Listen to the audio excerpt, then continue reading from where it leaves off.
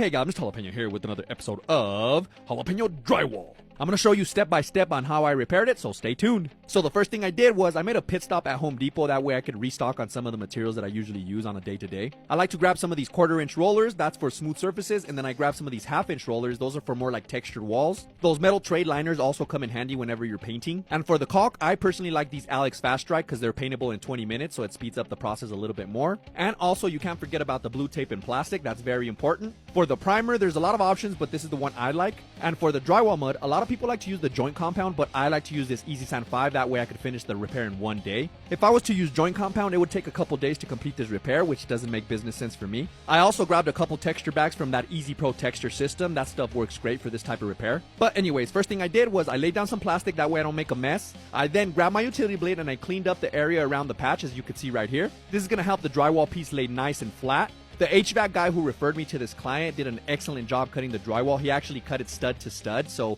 that helps. I don't have to put any backing or anything. All I had to do was just put up that drywall piece up against the studs and then put a couple screws. Just remember not to go too deep in with your screws. You know, you don't want to rip that drywall paper because then it's not going to be holding much. There was a little bit of damage on the drywall corners, but once I pre-fill, it should take care of that. And I also like to do the little valleys or V-groove around the seams. This is going to help get mud into the seams, that way there's no air bubbles, and it's going to help strengthen it a little bit more. And like I mentioned earlier, for the mud, I'm going to be using this Easy Sand 5. A lot of people call it hot mud. I put a little bit in my mud pan and then I added a little bit of water. I'm looking for a peanut butter consistency. And once I was done mixing, I applied it to the seams, and this is what's called pre-fill. You have to make sure that you really push the mud into the seams, that way you avoid any air bubbles. I'm practically removing all the mud except for what's in the seams. And after that, I'm going to apply this mesh tape around the seams, that way it's going to help strengthen this repair a little bit more. It's kind of like how rebar strengthens concrete, but in this case it's going to strengthen this patch. You can also use paper tape or fiberfuse, it's totally up to you. Next, I'm going to be applying the first coat of mud, but instead of using Easy Sand 5, I'm going to be using Easy Sand 20. The reason is because that Easy Sand 20 is going to give me a little bit more work time before it starts getting too hard.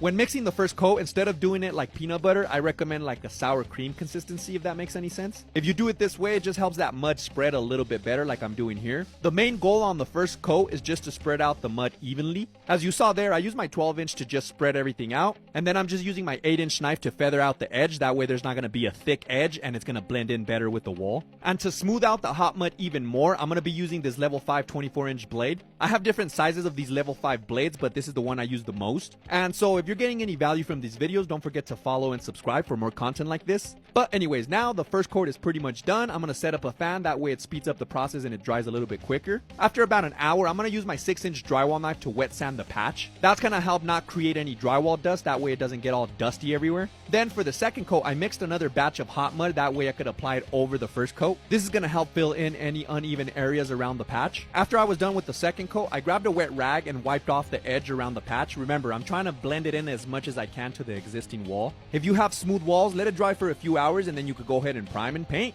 But it just wouldn't be a Mr. Jalapeno video without any knockdown texture. So after a few hours, I went ahead and primed it. That way I could see any imperfections before I start texturing. Sometimes I can't really see any imperfections just because it's drying differently. But once I apply the primer, I could see if there's anything that needs more attention. After that, it is now time to texture. I'm going to be using the Easy Pro texture system. I like to keep my compressor at about 80 psi. This stuff is great for applying knockdown and orange peel texture. I like to shoot it in a circular motion, that way everything spreads out really good. And once I had shot the texture, I waited about 5 minutes before I started knocking it down. And if you want to get some of the tools and materials that I used here in this video, you could go to Home Depot. You can also get them in my Amazon storefront if you want to help out the channel at no extra cost to you. And so look, after 5 minutes, I'm using the magic trowel to knock it down. And that's kind of the reason why this texture is called knockdown, because you have to knock it down.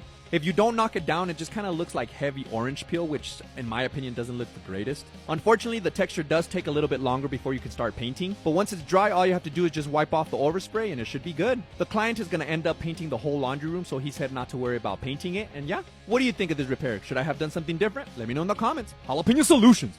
Boom!